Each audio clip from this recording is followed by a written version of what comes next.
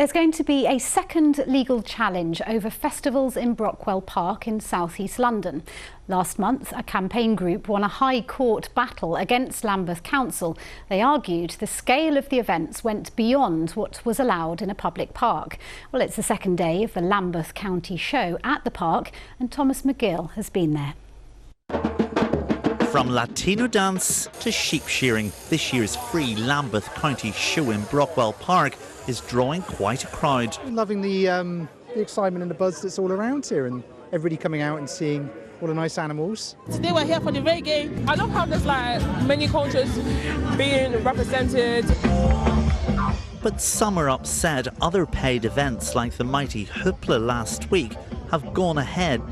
Now permission has been granted for a second legal challenge against Lambeth Council's decision to allow these events. We never wanted to stop the events completely. We want to make them more sustainable and more proportionate, and for the council to use its planning powers fairly and lawfully.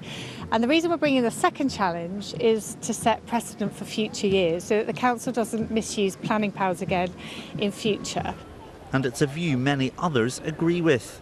Ideally, if the locals are consulted or there's a good consultation process with like a wide range of groups, then that's the way to make the decision about how the park is used. I know some people don't like it, but I think, there's lots of people in the community that do like it. So I think keep it. And there's still lots of areas of the park that are free and open to use, so I'm for keeping them. Well, today has clearly attracted huge crowds to this free event, and tickets have already gone on sale for a whole raft of events taking place next year in 2026. And that has angered some local residents who want to protect the park and its accessibility. Lambeth Council have yet to comment on this second legal challenge.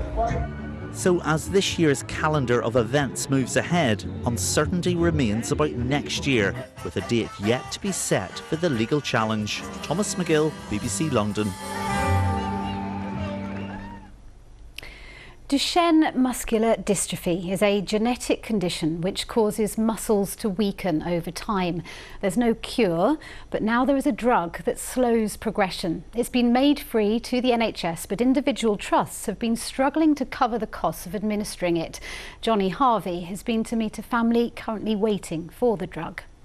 9-year-old Luca is skilled at playing the piano and solving Rubik's Cubes, but he also has Duchenne, a form of muscular dystrophy mostly affecting boys that causes progressive muscle degeneration and weakness. Sometimes he'll talk about things like when I drive a car, when I get married, when I have children, and it's very, very hard to have those conversations because in my mind I don't necessarily know that that's going to happen for my child.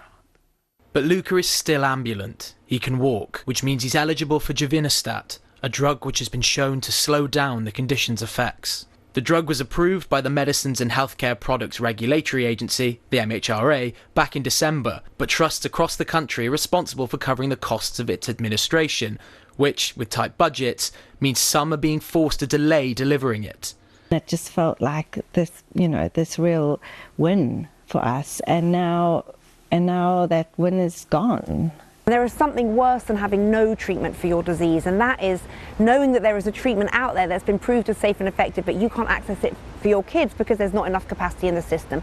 At Great Ormond Street Hospital, they told us they've begun administering the drug this week and are working to set up appointments with patients as soon as possible. But they said that this has been challenging at a time when resources across the entire NHS are more stretched than ever.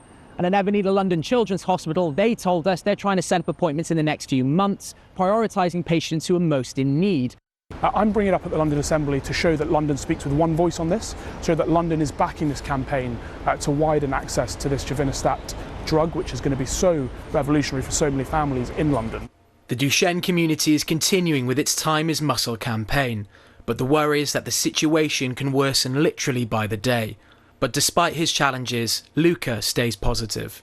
I feel like officially I might want to be like a scientist or something, but so I just want to have a good life kind of thing, yeah. Johnny Harvey, BBC London.